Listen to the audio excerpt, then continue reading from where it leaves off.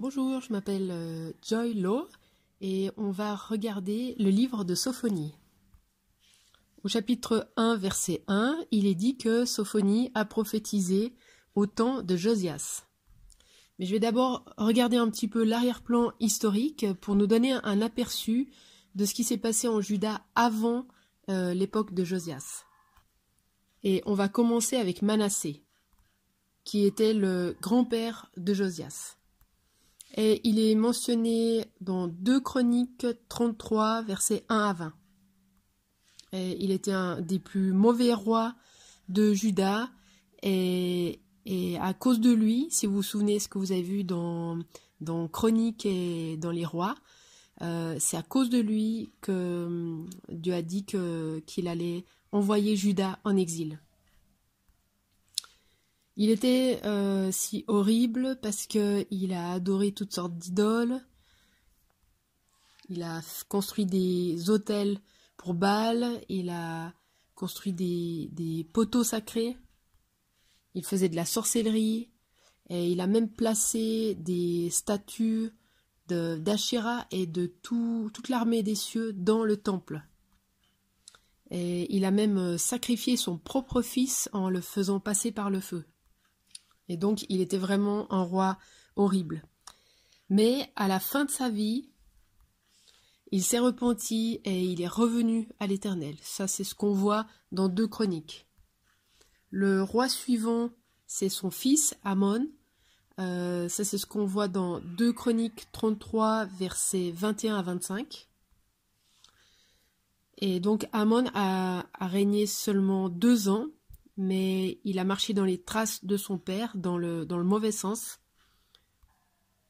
Mais il ne s'est jamais tourné vers Dieu et il a entraîné tout le peuple de Juda dans l'idolâtrie. Il a abandonné Dieu et il n'a pas respecté l'alliance. Donc c'était vraiment un mauvais roi. Mais après lui, on a Josias. Et là, je vais regarder un document qui est disponible sur le site web qui s'appelle Chronologie de Josias. Et je vais juste regarder la partie qui est dans 2 Chroniques, chapitre 34 au chapitre 35 jusqu'au verset 27. Et donc là, on a une sorte de résumé de sa vie. Donc on voit que la 8e année de son règne, Josias n'avait que 16 ans, il s'est mis à rechercher Dieu. Et ensuite, à la 12e année de son règne, donc en 628 avant Jésus-Christ, Josias a purifié Jérusalem et Juda des hauts lieux. Et on a toute une liste des idoles et des dieux qu'il a fait ôter du pays. Et ensuite, à la 18e année de son règne, en 622 avant Jésus-Christ, ils ont retrouvé le livre de la loi dans le temple.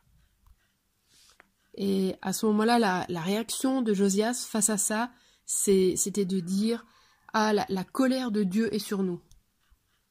Et donc il a envoyé certains de ses responsables auprès des prophètes, vers la prophétesse en fait, Hulda, pour lui demander mais qu'est-ce qui va arriver, qu'est-ce qu'on doit faire. Et elle a dit oui, la colère de Dieu est en train d'arriver parce qu'ils ont abandonné le Dieu d'Israël. Mais du fait que Josias s'est repenti, alors le jugement allait être reporté après sa vie. Et donc, à la fin du chapitre 34, on a Josias qui fait une alliance avec le peuple afin qu'ils s'engagent à suivre Dieu et qu'ils obéissent à ses commandements. Et donc, le peuple a suivi Dieu tous les jours de la vie de Josias et Josias aussi a célébré la Pâque. Donc voilà la situation sur laquelle Sophonie est en train de prophétiser. Et il est très probable qu'il a prophétisé surtout sur la première partie du règne de Josias. Et on peut dire ça en se basant sur les preuves internes que l'on voit dans le livre de Sophonie. Et par rapport aux péchés qui sont mentionnés. Donc on voit déjà au chapitre 1, verset 4, qu'il est mentionné le culte de Baal. Au chapitre 1, verset 5, il y a la mention de l'adoration de l'armée des cieux et de Milcom. Et aussi au chapitre 3, les versets 3 à 5, il est mentionné que les dirigeants religieux et civils étaient corrompus.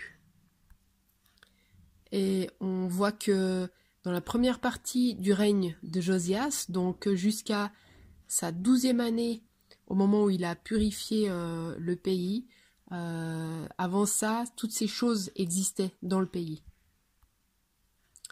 Il y a des idées ou des thèmes répétés dans le livre de Sophonie. Le premier que j'aimerais mentionner, c'est le jour du Seigneur, où parfois il est dit « en ces jours-là ». Ce genre d'expressions sont répétées 22 fois dans ce livre. Ensuite, il y a un thème qui se trouve dans la plupart des prophètes, c'est la restauration, qu'on voit aussi à la fin de Sophonie. Et les thèmes du péché et du jugement, qui se trouvent aussi chez tous les prophètes. Donc, quels sont les jugements qui sont listés dans Sophonie? On a le jugement sur des nations spécifiques et aussi un jugement sur le monde entier, un jugement général.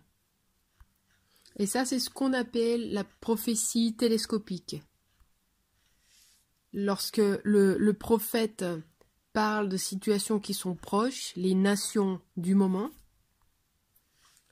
et où il prophétise aussi sur un avenir plus lointain, la période à venir, ou la seconde venue du Christ. Donc l'image d'ensemble du livre, c'est le jour de l'Éternel. Et donc pour les lecteurs ou les auditeurs d'origine, qui je pense sont les mêmes, Dieu leur dit « choisissez le jugement ou la restauration ». C'est votre choix.